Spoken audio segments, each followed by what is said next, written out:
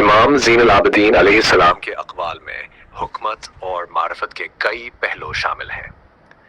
ان کے اقوال دلوں کو سکون، ایمان کی تقویت اور اخلاقی رہنمائی فراہم کرتے ہیں۔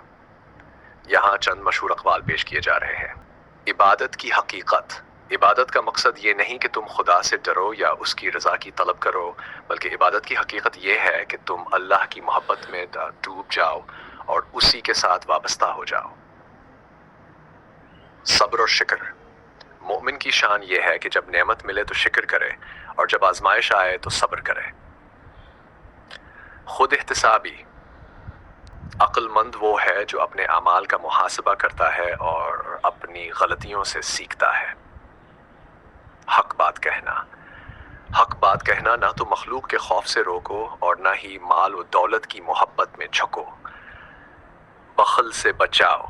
بخل ایمان کے لیے زہر ہے۔ سخی ہونا اللہ کی رحمتوں کو کھینچتا ہے اور دل کو صاف کرتا ہے۔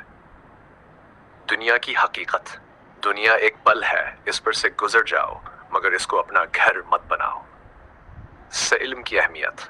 علم ایمان کی روشنی ہے اور جاہل کی زندگی اندھیری رات کی مانند ہے۔ علم حاصل کرو کیونکہ یہ تمہیں تمہاری حقیقت سے آگاہ کرے گا۔